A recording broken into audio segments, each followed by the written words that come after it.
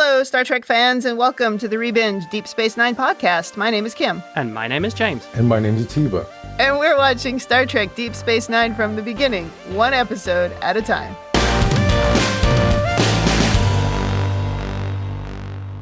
Welcome back to the podcast. Today we are on Season 4, Episode 11, Paradise Lost, Part 2.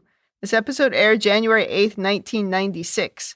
Before we talk about this one, anything to say about the previous podcast? No, it was perfect.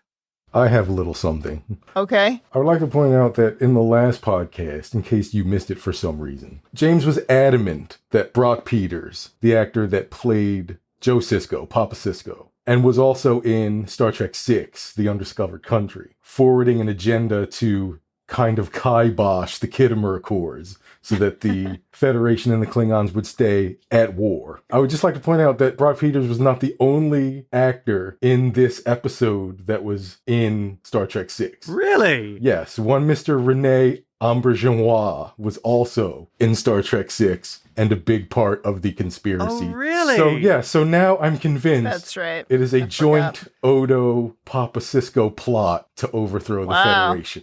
Wow, he's been Who working knew? with the changelings for that long. I'm impressed. Who knew Odo and Grandpa Joe were working on something in the background? All right. Should we get started on this one? Absolutely. Please do. So we open this week with a last time on where we're reminded of what happened in the last episode. Mostly it's Admiral Falcon Crest telling us something has to be done about the evil shapeshifters. And we see the armed Starfleet personnel in the streets. But I mean, we see like 4 of them. They keep talking about it like it's thousands, but we've never seen more than 4. See Atiba's comment on last week about how they used all the budget up. Yeah, once again, thanks, Way of the Warrior. Oh my gosh, yeah.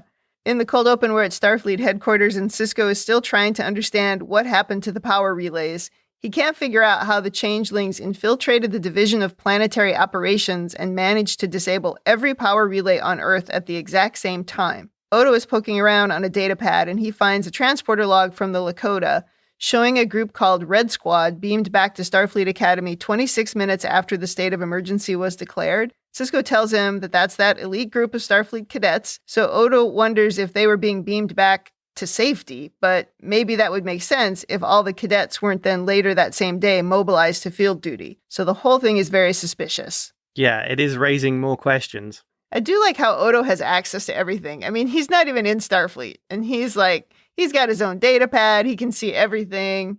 Now he knows all the security protocols because he helped define them. I mean, if he were actually not Odo, we'd be in big trouble. I think it goes to show the level of trust that Sisko has in Odo. Definitely. I would say it's bordering on unconditional. At this point it is. And this is all after he was ready to kill him in, what episode was that? Oh, yeah. When he had the fake father. Yeah, the episode, The Alternate. Oh, right. Yes. Back at the restaurant, Grandpa Joe is reopening the restaurant. The power has been back on for a few days and he's bored, so he plans to start feeding the troops outside, which, again, they show out the window and there's like 2 of them standing outside the window. He tells Jake to start chopping okra. So just as Jake didn't want to do, he's now got roped into kitchen duty. Do we really not have an easy way to chop vegetables 300 years in the future?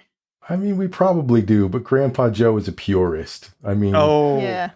Old school. Oh, I could see that with him, yes. I don't know if you noticed, but in the sets for the restaurant, they have like refrigerators and like actual food, and he's always bringing in real food from the market, so nothing replicated. Yes. That would really fit with that character, wouldn't it? But it's also a little silly because in his generation, all of this stuff existed too. It's not like, he's from the 1940s. But I imagine there's probably a significant number of people who want to do that, return to the natural ways or the old ways. Like Hippies. Well, kind of. One of the things I'm still fascinated by in Discovery is the character Owo, who makes the comment of how she grew up in a Luddite community. It's just something that fascinates me of, what was her upbringing like? What are those people like? Yeah. I kind of want to know more about that. I'm from Pennsylvania, and there are Amish and Mennonites just around, and like they make do just fine. Like you just have to make way for them on the highway, but other than that, like Yeah, just get out of the way. Yeah. Ah, I was also thinking at this point in the future that the vegetables would just grow chopped. You know what I mean? Like they actually would have developed a way that it would just come out diced. You'd get a diced onion right out of the ground. Pre-cut onion. Right, but Grandpa Joe would be like, I'm not going for any of that genetically modified No. hogwash. That's right. It's totally destroying the food. But this does bring up an interesting thought I have about replication. I mean, because a replicated meal is going to be exactly the same every time. So you're eating the exact same, Yeah.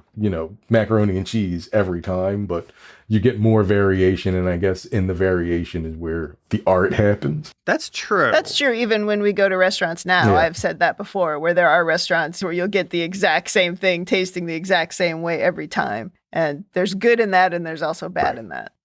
Well, now Sisko calls a blue guy at Starfleet Academy, and we know that that's where he is because they have a Starfleet Academy logo on the wall behind him. Very subtle. Odo is hiding out of sight, but listening into the conversation.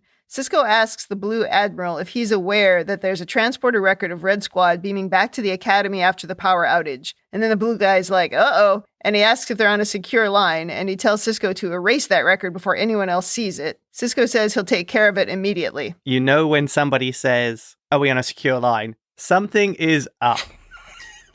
And I love when Sisko's like, well, on my end, sure. And meanwhile, Odo is standing around the corner listening. Not totally secure. Yeah, that was a nice touch. He's just off camera. Well, then the blue guy mistakenly thinks that Sisko is in the know, and he lets on that Admiral Falcon Crest had asked to use Red Squad for this secret mission. He was skeptical, but they performed admirably. Sisko plays along like he knows what the dude is talking about, but at the end of the call, he and Odo really want to know what's going on now.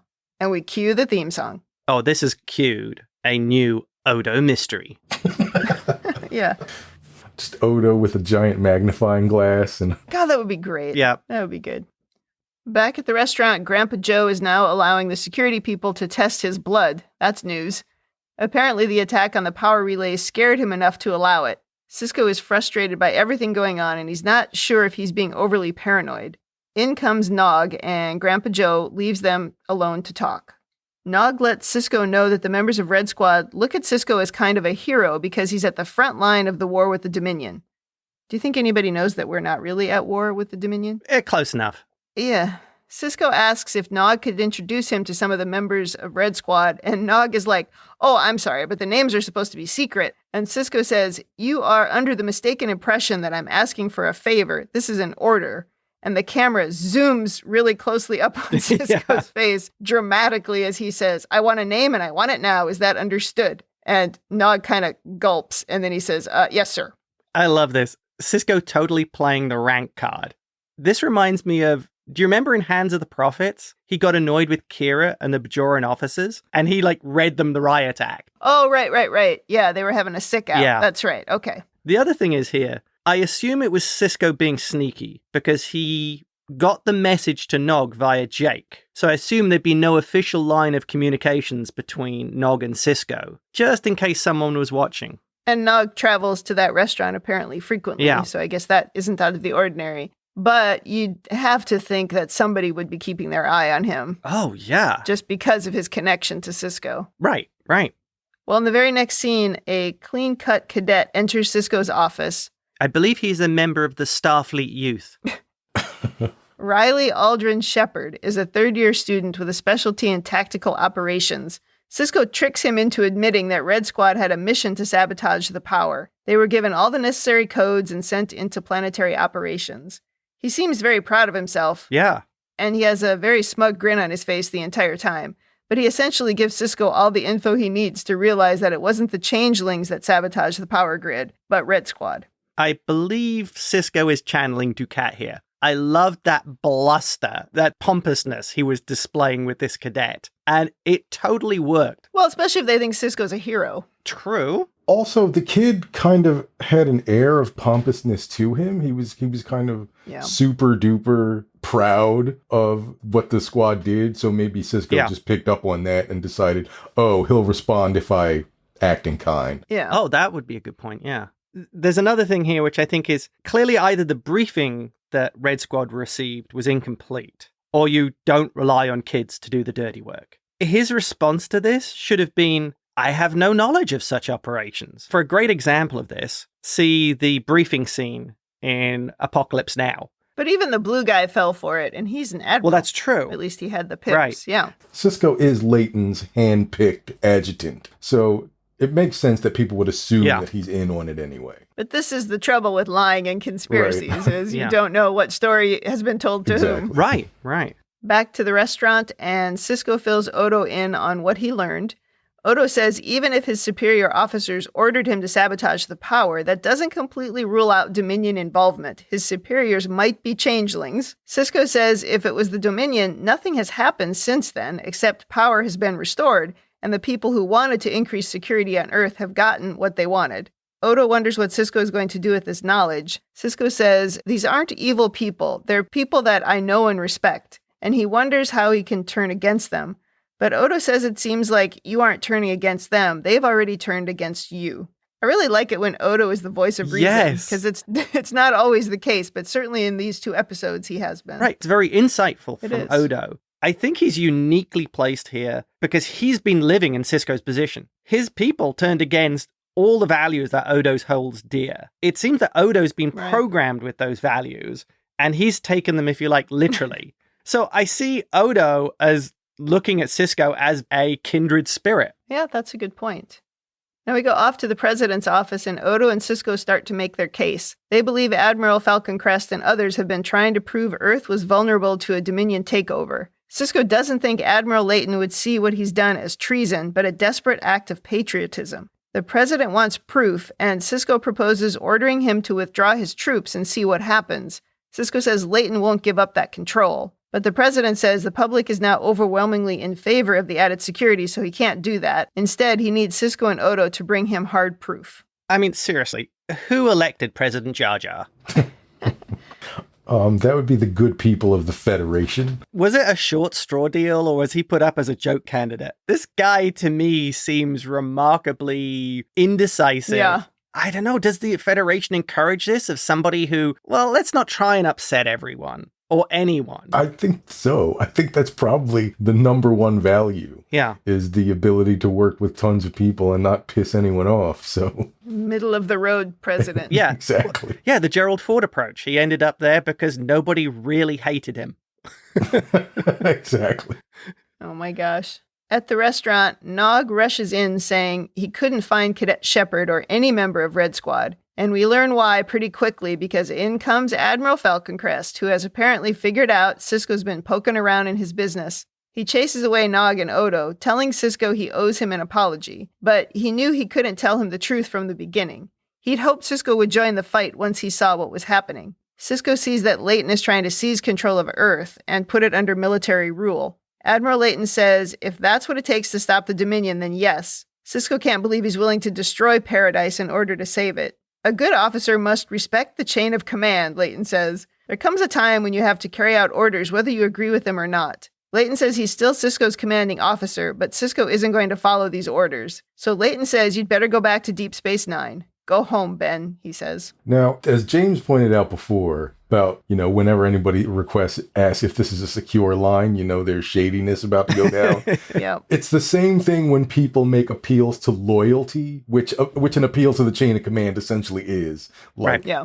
I need you to do what I say, even though it goes against everything that you believe in. Yes. I need you to trust in me. No respectable Starfleet officer of any ilk would ever, should ever be vulnerable to that kind of argument. Right. I assume Starfleet has its own version of the uniform code of military justice and the concept of the illegal order. Orders have to be legal for you to carry them out. An insurrection and a coup against the legally elected government, I think that would fall under illegal order. I think if you look outside of the military, I don't have any experience being in the military, but there are certainly times when you're trying to lead people where you might have a conversation with them, which is like, I hear what you're saying, okay, but could you please, just believe in me for a minute and just go in this direction. And if you've established this sort of long relationship with people, that can really work and that can be super effective. And I do think that's sort of what they're trying to show in this episode is that Leighton has this huge network of people like that who have believed in his leadership up till now. So even though he maybe is saying something that doesn't quite make sense to them, they're like, yeah, but it's Admiral Leighton. So it's fine. I'll do what he says. So I actually think that's an interesting technique. Yeah. But if you're not taking any responsibility for your actions, I mean, that's totally different. But I think part of Starfleet, the leadership in Starfleet would be, look at Picard. You would be evaluating your moral decisions as much as you would be looking at the orders. To quote Data, I think I speak for everybody here when I say, to hell with orders. Nice. Right. But also, if you think about Next Gen, there are multiple examples of the opposite happening, where as soon as Picard or Jellicoe, in a very extreme case, does something that the other officers think is kind of like not in the right spirit or not right, they call them on it immediately and say, well, this is going to be in my report. That scene happens where they're like, I don't agree with what you're saying, and I'm going to point that out in my report, but I'm going to follow orders. So yeah, I think that's probably the best way to handle it. Is like, okay, I'm not disrespecting the chain of command here, but I do have an objection to this, and I want it noted. Yeah. I'm going to make that noted. Well, we saw in Hippocratic Oath where Bashir was ordering Miles to help him save the Jem'Hadar soldiers. And Miles is like, forget it. Didn't do anything that Bashir asked him to. Blew up the research he was working on and forced Bashir back onto the runabout so they could get away. He didn't respect the chain of command at all, and he did it for survival. Illegal orders as well. That was your take, although I think the title of that episode maybe hinted that it wasn't illegal. But anyway, that's another episode. Listen to that podcast, people. Well, now Sisko is sitting outside the restaurant pondering the collapse of his entire world when Miles approaches out of the blue and sits down beside him. Sisko pretty quickly realizes that this is a shapeshifter and not Miles. You gotta love Colin Meaney's acting. Yeah.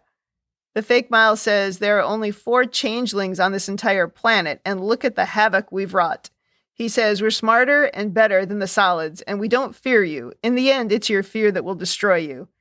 And then he makes a crack about how they've barely begun, and he leaves. And Sisko sort of grimaces as he walks off. I think Colin Meaney does just a great job here. He just exudes that arrogance, that is such a defining characteristic of the changelings that are part of the Great Link. I'm just wondering what would be the changelings' motivation, or why would they want to come and tell Sisko this information? Is it just to like get his goat? I mean, it doesn't seem like that's really their bag, but okay. I mean, it's important information for us, the viewers, to know. But I don't know if it's that important to tell Sisko in such a vulgarishly garish and obvious way. But if he gets Sisko to back off, then it would be a lot easier. I mean, maybe he's showing his cards a little bit, that all this extra security really could be a problem for them. He's saying it's not, but if he convinces him that, hey, we didn't do this, then Sisko might back off, which is what happens ultimately. So maybe he gets what he wants. I have some overanalysis, which ties into Kim's point. I'm thinking there's 2 aspects to this. The first one is, I think he's saying this because he doesn't want the revolution, or the coup, on Earth, and for basically the Federation and Starfleet to become a military organization, because that will be a direct threat to the changelings. And it could end up with a expeditionary force going into the Gamma Quadrant. The second thing is that this changeling is very deliberately sowing paranoia. Sisko will report back these things that he said. All this chaos has been caused basically by 4 changelings. I don't think there's 4 changelings. I think there's 1 changeling. He's being very smart, and he's sowing the seeds of doubt of saying, oh, there's 4 of us. We could be anywhere. Also, I think showing that very smartly that they're not frightened of humans. They're not frightened of the Federation. So there's a psychological warfare side to it as well. I hear what you're saying, and I agree with both of those points. Do you think the changeling want to prevent the Federation from becoming militarized? Yes. Okay. I actually, as you were saying that, I was actually thinking they probably want the opposite. Or they want Sisko to join the fight with Leighton so that it pulls apart the Federation. Yeah. Because I don't think that the That's Federation would go that way. Like, if they tried to militarize, like, you'd have protests and whatever, and people would be like, we're not doing that. So it would actually break things apart. Really? Okay. I could see that as a possibility, yes. I mean, you might find that there are some deeply pacifist elements within the Federation who would just say no. So I guess the changelings are playing 3D chess and I'm playing checkers.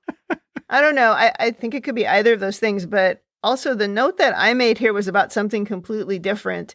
This goes back to something that Odo said in the previous episode about fear, and where people would start acting out of fear if the president didn't show some leadership. Maybe they're just trying to show us here that sometimes Odo isn't that different from the other changelings. Yeah. Maybe this is just a clue that Odo does think like the changelings in some ways. It's a very good point. And remember, fear leads to anger. Anger leads to hate. Wait, that's a different thing. No. It's not the dark side. Yeah, the universes are all intertwined. I mean, they were on Tatooine like 3 episodes ago. That's true. An indiscretion there on Tatooine. Yeah. Back in the restaurant, Sisko and Grandpa Joe have a chat about old times. Basically, he tells Sisko to stop brooding and make a decision about what he's going to do. So in the next scene, Sisko calls Kira on a Bajoran frequency. He says, "We have things to discuss and I don't want anyone else to hear." She tells him the wormhole stopped acting funny right after he left the station. So he says, "There's something I need you to do." Oh, well, that was a strange coincidence, wasn't it? Yeah. And we know we're getting one of those cool secret plans where we don't know, what's coming, but we know it's going to be cool. At Starfleet headquarters, Odo has broken into classified files and downloaded all of the people Admiral Falcon Crest has reassigned over the last 3 weeks. They seem to all be people who served under him at various times. All the transfers happen on the 14th of whatever month we're in, on the day before the president is set to make a speech, and they wonder if Leighton is planning a takeover. Sisko asks Odo to get Jake and Grandpa Joe to safety. This actually proves 2 points here. The first one is, Ferengi are terrible business people because, as Attiba pointed out last week, why haven't the Ferengi ransomwared every single computer within the Federation? Considering Odo, using Quark's techniques, just managed to break into their most classified systems. Further proof that Ferengi are the worst businessmen on the planet. But they're also chicken. True. But they could use a subspace shunt to connect without really being detected. Oh, geez. We've gone back to season 1. Oh, my God. Honestly, the Ferengi need more Pell. True. Or the Federation just needs to update their Norton antivirus. Oh, my God. How many of their computers say subscription expired? In comes the adjunct, Captain What's-Her-Name, Dr. Leah Brahms. She's been promoted to Captain of the Lakota beginning on the 14th. There's that date again. She's surprised Sisko hasn't returned to Deep Space Nine yet, but he says he's thinking of taking a few days of vacation. I thought this was a strange scene. I mean, what do we think was the point of it? Just to tell us she's the Captain of the Lakota? I think so. Yeah, just to establish that, yeah. And I think trying to build that she's had an interaction with Sisko, so has some knowledge of what the man is like. Okay. And also maybe because they couldn't hire another actor to play the Captain of Lakota. Again, thanks, Way of the Warrior. There's a lot of people in this episode, so True. that makes sense. Well, now we go to the president's office where Sisko comes in with the proof he thinks will expose Admiral Falcon Crest. But Leighton is already there with a surprise of his own. The adjunct captain woman does a blood test, and somehow magically the test shows that Sisko is a changeling. Leighton says, "Told you," to the president, and everyone draws their phasers on Sisko. I think we saw that coming. Oh, and the way he just throws the pad down on the table. It's like here we go again. Just another thing. Yeah.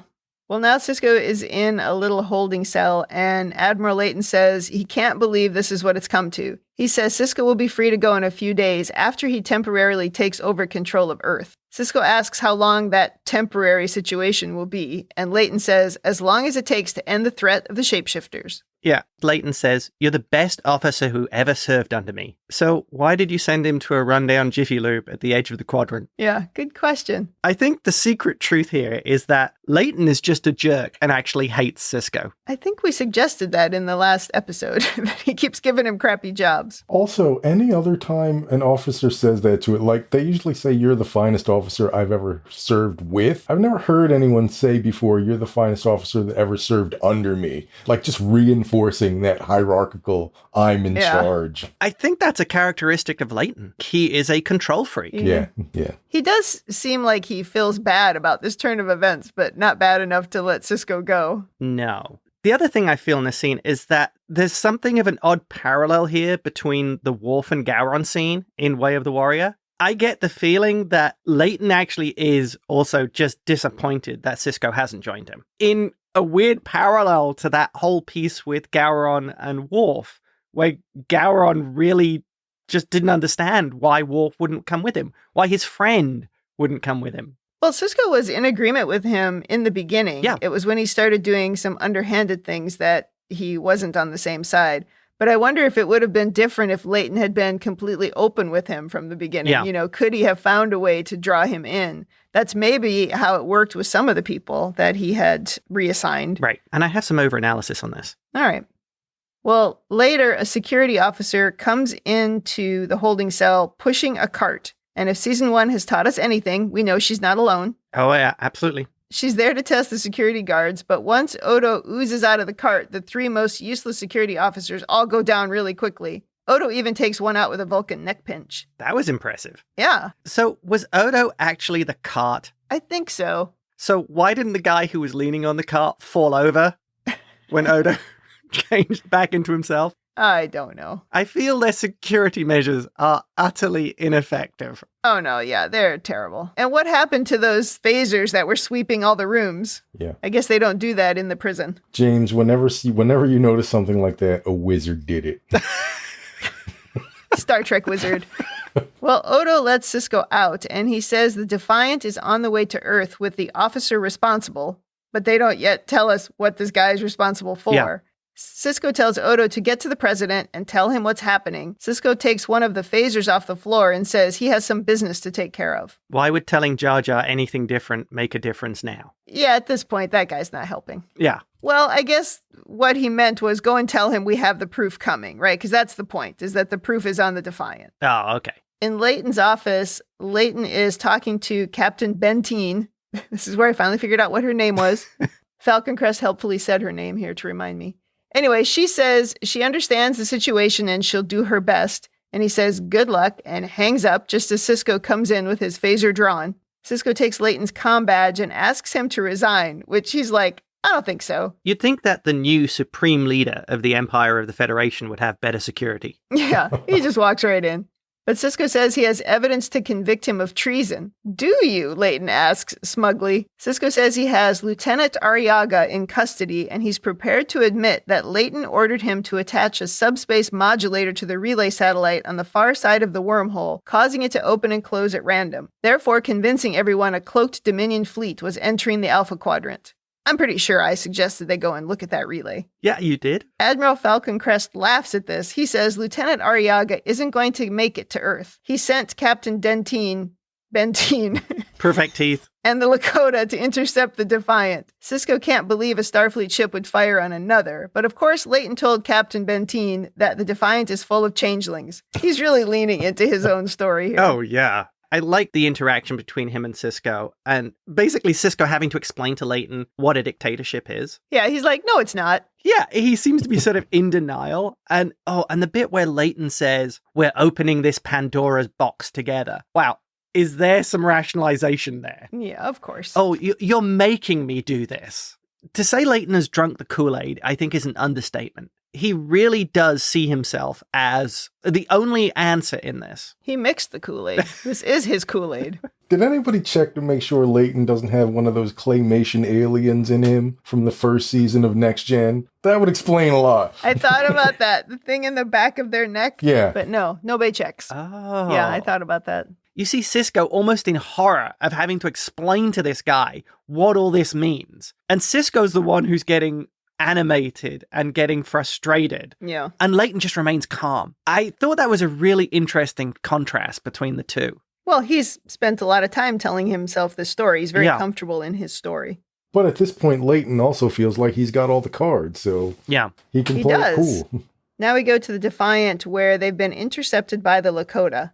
They're ordered to drop out of warp and prepare to be boarded. Big drama into an ad break. Sisko's trying to reason with Leighton, but it's not really working. Leighton thinks eventually everyone will realize that they need to strengthen the Federation.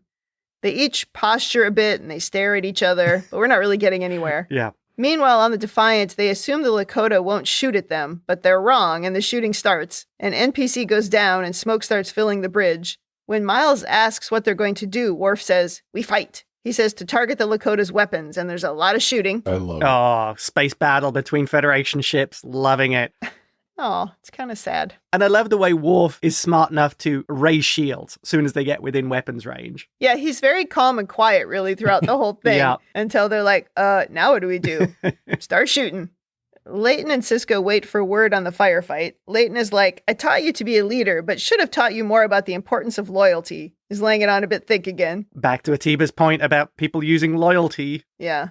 This reminds me of some really terrible leaders I've had in my past who would like to preach to me about leadership all the time. And it was so upsetting. I'd just be like, if only you had a clue how terrible you were. I won't mention any names or any companies, but anyway, it's common. Sisko is pretty upset by this nonsense. Then Captain Benteen calls to say they've been unable to stop the Defiant. It was outfitted with a blade of armor and nobody informed Starfleet operations. Gotta love Miles's tinkering. Yeah. Times like this, they come in handy. Leighton tells her to use their quantum torpedoes because under no circumstances can that ship reach Earth. She's like, I thought I was just supposed to disable the Defiant. And then Sisko chimes in to say that you know as well as I do that there are no shapeshifters on that ship. If you use the quantum torpedoes, you'll kill 50 Starfleet officers. Admiral Falcon Crest says, you have your orders, and hangs up. So she questioned his orders. The first cracks are appearing.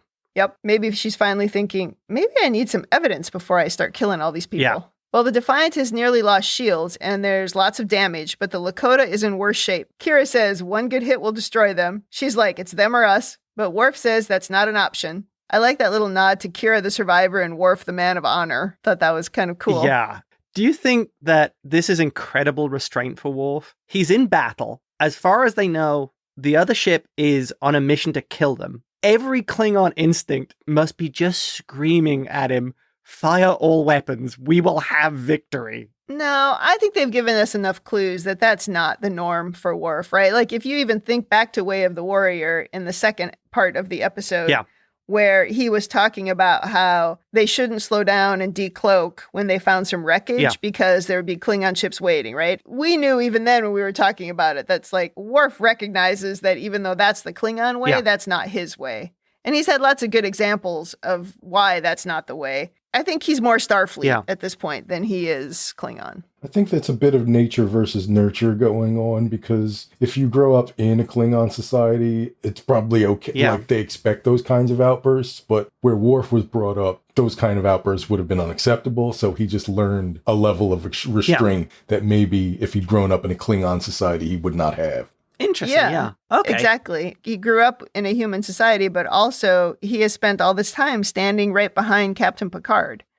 I just think he's got lots of examples of how not to overreact. Yeah. I mean, even when he's in a setting when it would be totally okay to react like a Klingon, like when Duras' son is presented to him and Gowron is like, kill him and take your honor back, Worf's like, no, I'm not doing that. Exactly. He behaves differently than other Klingon. I think that's well established. Yeah. I love Kira, though. She is ready to just do the job. It's them or us. This is the woman whose life has literally been on the line and actually knows how to fight. I would say probably even more so than Miles. Oh, definitely. Even in that episode Playing God, where they had that little universe that was going to kill them all, she's like, destroy it.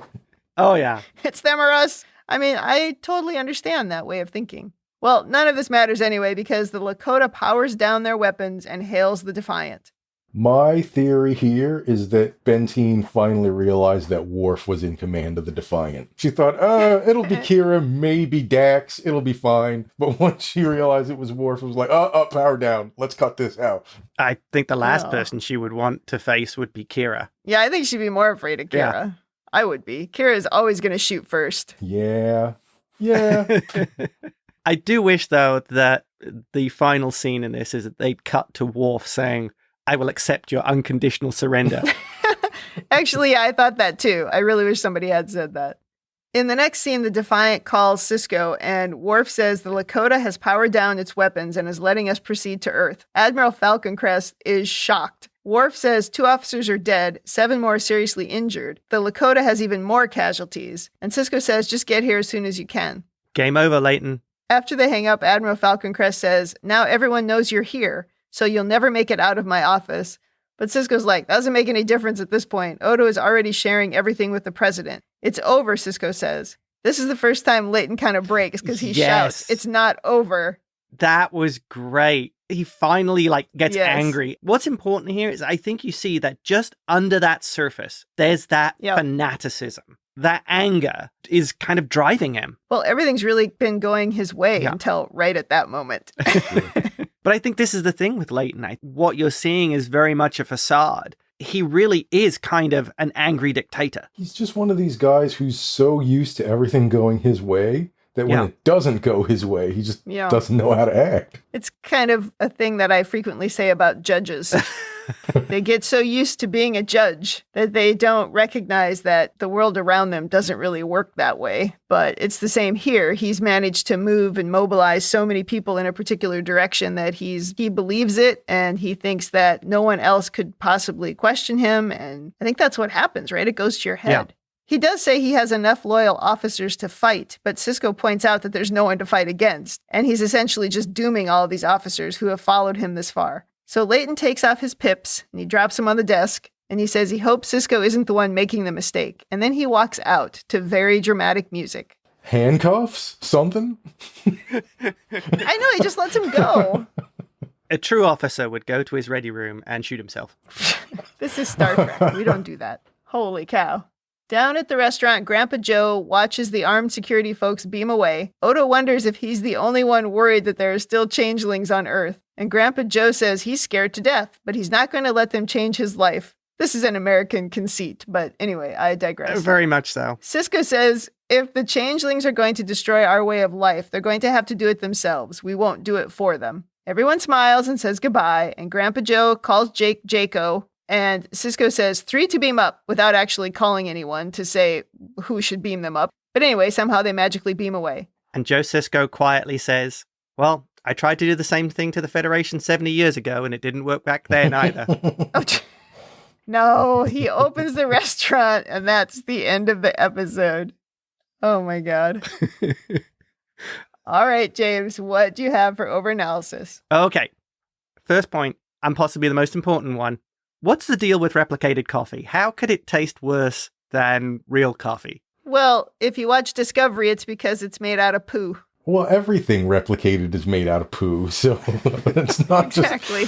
But somehow Starbucks coffee seems to get worse, and I know it's exactly the same everywhere. Yeah, I don't buy it either. Coffee is the easiest thing to make right. Yeah. Just don't overheat it and use enough coffee. It's so easy. I believe this is the same thing as the decaf versus regular. Oh, yeah. And that people think the coffee tastes worse because it's replicated when it's all in their head. We may or may not have tricked some people at our house into drinking decaf. Oh my God, that's a terrible prank to play on someone. When they're absolutely convinced and they're telling me that they can tell the difference between decaf and regular. And so I go, oh, that's interesting. So then I'll just serve the decaf and never mention it. So we have the coffee sorted. Yep. Next thing, are all members of the Starfleet Youth, aka Red Squad, are they dead? Oh, I was wondering that too, because they'd all disappeared. Yeah. I have the theory that Leighton is so convinced that what he's doing is right and that no sacrifice is too great. Red Squad are floating in space somewhere between the orbit of Jupiter and Neptune. He spaced them. I think something that happens in an upcoming episode may answer this question. Oh. This whole Red Squad situation has given me a fabulous idea for a brand new Star Trek series, Star Trek Red Squad. It's basically Animal House, but it's at Starfleet Academy. And oh my God. It's great. I'm going to pitch it. Oh my God. No, thank you. I don't think they're dead because I think I saw the actor who plays the cadet is in another episode, but he definitely pulled them and hid them somewhere. Maybe he sent them on some big, long secret mission. Well, Tom Paris appeared as 2 different characters. Yeah, no, he appears as the same character. Okay, still going with dead. Okay, headcanon. So now, Leighton has reorganized Starfleet to bring in all his subordinate lackeys and suck-ups. Isn't this going to cause complete chaos, rooting out all these people and bringing back the non-treacherous officers? I don't think every one of the people on that list knew the story. Yeah. Because in the same way that Sisko didn't know the story, I imagine that most of them were just coming because Leighton called. Yeah. That's kind of that leadership thing where you'll do anything now for this guy. That doesn't mean that they all knew what was happening. You know, they might all get there and go, wait, what happened? Yeah. What did I agree to? And they just go back to their original postings.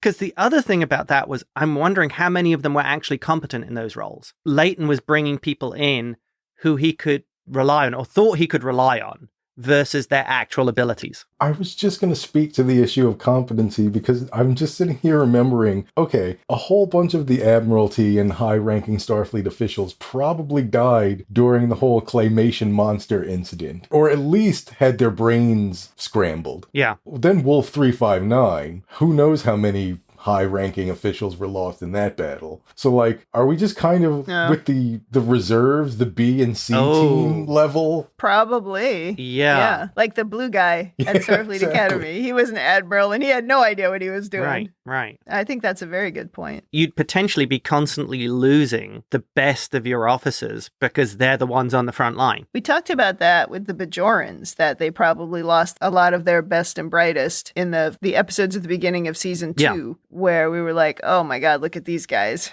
Because he had that Colonel Suck-Up guy. Remember him? Yeah, that's true. Next thing, I have a few points in this one. So I don't know whether this is political or strategic, but I can see the Klingons being particularly happy with a new militarized Starfleet, under military control, right on their doorstep. Something they could relate to, though. But also something that potentially could be a huge threat to the new reinvigorated conquest-thinking empire. Well, we do know that the Klingons do not like regime change happening in their general vicinity. Exactly. That's right. And this is a huge one. Well, it didn't happen. Right. Well, Leighton may have been planning to start negotiating with the Klingons and create a new treaty and get on the same side. True. That would probably be acceptable. That's what I would have done. Go with look, we're all militaristic empires together. Yeah.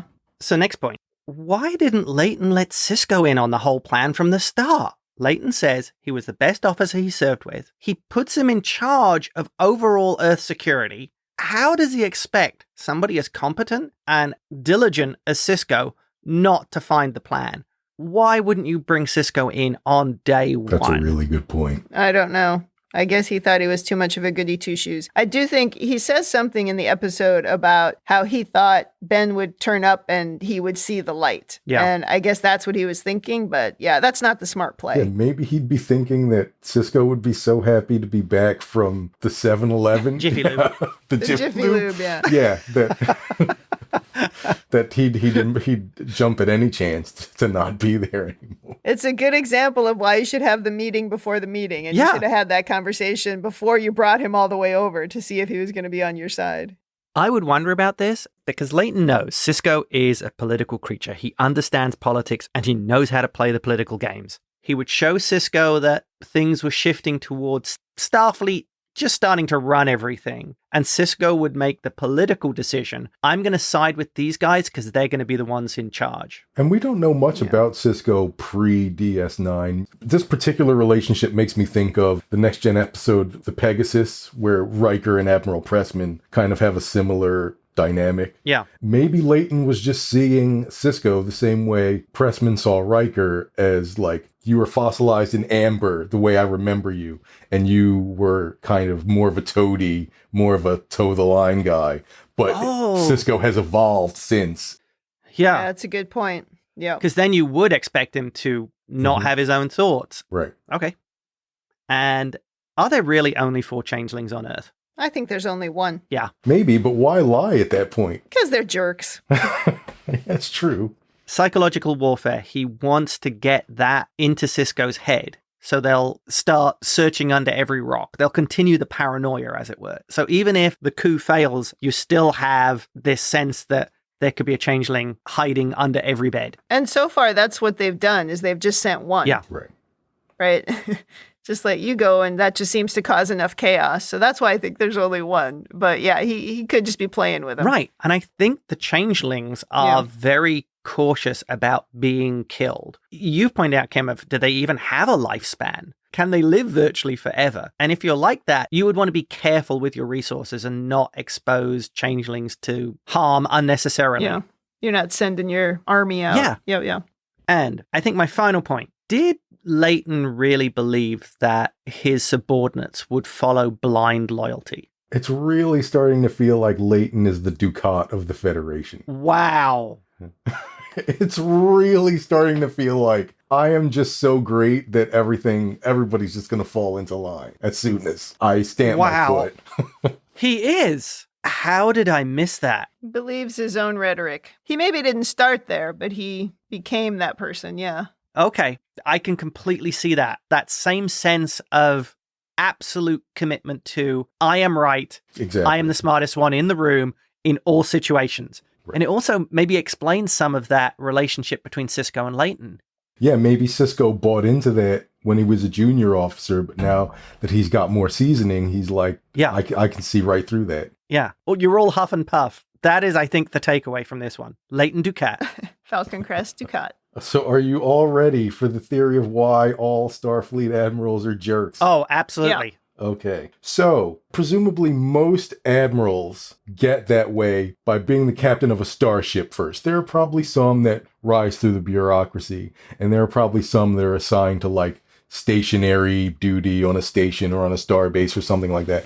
But yeah, the majority of them were starship captains. When you're a starship captain, you're kind of a dictator. You're kind of in charge of your own fiefdom. Oh, and you're also out there able to see tangibly the impact that you're having in the galaxy. Like, I was here, I did a thing, and now this planet is safe.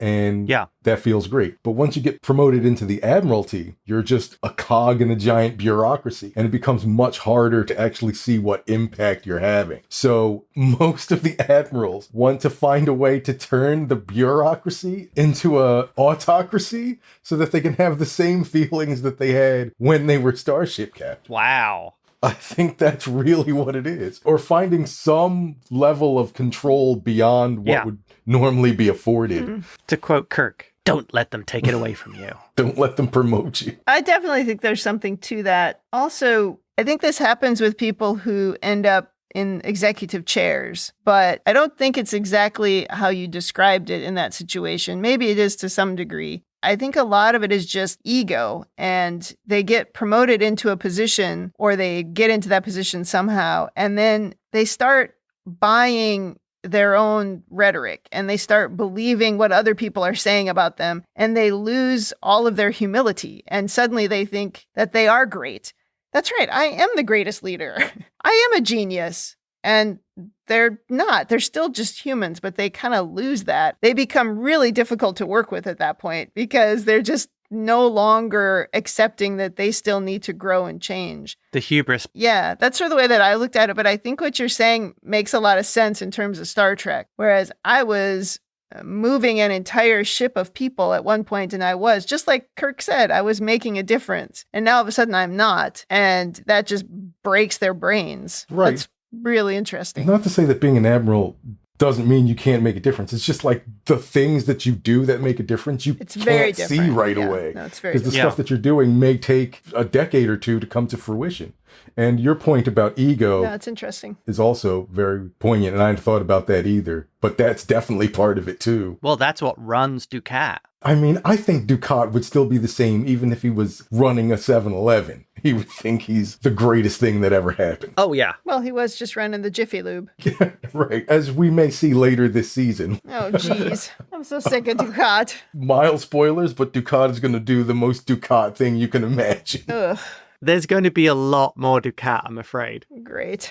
That's all you had? That's all. Well, you guys were asking about what happened to Red Squad. My question is, who set off the explosion that triggered all of this? Because there were 20-some people killed in that explosion. Who did it? Oh. Did the Changeling actually do that? Was that the thing they did? Or did Leighton do that? I always assumed it was the Changelings because it was a high-level conference that was involving the Romulans. And the Federation and the Romulans forming an alliance together would definitely be a threat to the Dominion. The two strongest militaries getting together, not in their interest. That makes the most sense to me. Interesting. But at the same time, you could see how Leighton conducting a false flag operation could lead to him getting exactly what he wanted. Especially as they pointed out in the previous episode, Leighton had already gone to the president and tried to get these extreme measures put in place, and they'd been rejected out of hand. Leighton definitely is an individual who's bad enough to just do that for his own ends. It could also be a little column A, a little column B. The changeling could have heard about the plot. So, that's exactly what happened in Improbable Cause of Dies cast. They found out about the plot, and they facilitated things so that it would work out in their favor. Helped make it happen. It just seems so strange to me that in these 2 episodes that nobody bothered to mention that again. That's the whole reason that it started. They didn't wrap it up. I mean, come on. We should have at least said something about it. I wonder if it got cut, but that just seemed peculiar. Right. If you look at who would get benefit from this, the benefit to the changelings would be questionable. A potential alliance with the Romulans would be bad. But the other side of it is the militarization of Earth and the Federation would not be in their interests. So it could go either way there. Well, the militarization helps if it splits the Federation into pieces, I guess. Yes, that would be a huge one, which, does raise the question of why wouldn't the changelings be trying to adopt this if they know that half the Federation would be like, no, we are not doing this. The only other thing I wrote down in overanalysis was that the red shirt aspect of Starfleet has really bothered me since we started watching this show. I mean, people are killed on the ships and there are no consequences and nobody seems to care about them the next week. I don't know why it didn't used to impact me in the same way on other Star Trek shows I've watched, but maybe the fact that we talk so much about each episode brings it up. I mean, there were a couple killed again on this episode on the Defiant, and then more than that killed on that Lakota. That's what Leighton's got to be held accountable for. Right. Those are deaths that he caused. In that episode, Starship Down, it was the same thing. Sisko made a decision that didn't seem like a good one, and a bunch of people died. And then at the end of the episode, we're going to watch a baseball game. It's like, oh, haha. So I don't know. I'm starting to see it more. Were any of them officers, or were they just disposable ranks? Yeah, maybe that's the whole thing, right? Do you think it has to do with the fact that this show is more quote-unquote character-centered and kind of sticks in one place rather than the other shows, which are like, it's a new adventure every week? DS9 deals with the repercussions of things kind of more than the other shows. So you're feeling the loss of that when they're not talking about this thing where there should be repercussions that are addressed. Oh. Maybe. That could be it. Yeah. But I definitely notice it now, and I'm not sure I did before. Right. I mean, there's always been the red shirt phenomenon, but it becomes part of the storyline more here that you're losing these crew. But it's not, is my point. It just happens. Oh. And nobody talks about it. I know exactly what it is. It's because you're watching the lower decks now. You feel for these guys. You're like, these guys would be... Yeah. Oh my God, it's Mariner. Yeah, maybe. Okay. That could be it. Just don't kill Tendi. Love the Orions. All right, so that's it for overanalysis? That is it for me.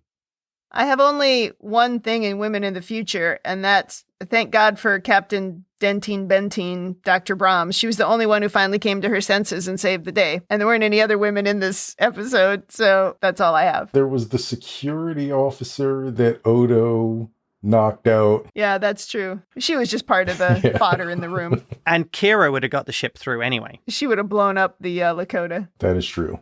Oh, yeah. All right, let's go to rating. Thumbs up, thumbs down, or neutral. Let's start with Attiba. What is your rating? This is a thumbs up for me. Even though it feels a little bit rushed at the end, I still think together it is one of the better episodes of DS. Yeah. Okay. James? Absolute thumbs up. Loved it. Great episode. There was so much to think about in this episode. All the characterizations are just great. And the interaction with Odo and Sisko is perfect. Much better than the first half. But you can understand the first half after watching the second, because you needed to do all that setup to get to this point. As a two-parter, great. I give a thumbs up too. I didn't actually think it was great. I mean, I get that this is a very Star Trek thing where we prove to ourselves that the dogma is correct. And once you've wandered off the path, the terrorists win. But we still kind of ignore the fact that maybe they're still winning at the end. And we're just like kind of closing our eyes to it. No, they hate us for our freedoms. Oh my God. I wasn't surprised at all by the end of the story. I'm not sure. Maybe I saw it before, or maybe James talked about it before. But it just seemed like, yeah, that's what happened. You know, that makes sense. So I didn't find it really surprising. Definitely, I talked to you about this before. Yeah, I guess that could be it. I thought the best moment of both episodes came in the first episode when Sisko was struggling with thinking that his dad was a changeling. And he had that like moment of crisis where he was like, I don't know what to think. It was just so well acted, and it was just such a great little scene. I mean, I thought his dad was being kind of a jerk, but it was so meaningful to see that look on Sisko's face. I actually thought that was the real turning point for him, where he started to think, okay, I got to get myself together here, right? Am I really paying enough attention to the right things? Yeah. So I think I maybe like the first episode a little bit more, but I still give it a thumbs up. I think I'm in the same boat with you, because I think a lot of the strengths of this whole two-parter, the dynamics between Sisko and his father, and the bulk of that is in the first episode. It's kind of, Sisko struggles between two different father figures, and I think the relationship between his real father resolves in a slightly more satisfying way. Yeah. Something we've done on a couple other episodes, or at least one other episode, was come up with an alternate name for the episode, and I wrote down Never Trust an Admiral. Would have been a good name for this two-parter. I'm going to steal a leaf from Attiba's book and call this one It's All a Simulation. Could be. I'm going to go with Changelings A-Poppin'. Oh my God. That's a good one. Oh, I do like that. All right. That's it for season 4, episode 11. Come back next week for episode 12. In the meantime, Attiba, you want to plug anything? Just again, you can, if you like my silliness, you can hear more on my podcast, Teebs and Kid Phoenix Versus podcast. You can find it on Apple, Spotify, Stitcher, any place where finer podcasts are found. And you can also check my artwork at Attiba K on Instagram and Twitter. All right. If you'd like to send us your own overanalysis of this or any episode, or if you just want to say something nice, you can email us at rebingeit@gmail.com, or you can tweet us at rebingeit. Also check us out on talkthroughmedia.com. You can leave feedback there for individual episodes. You can also listen to the other podcasts on our network, including the Prodigy podcast that James and I are doing. Thanks for joining us on the Rebinge Deep Space Nine podcast. That's it for me. That's it from me. And that's it from me.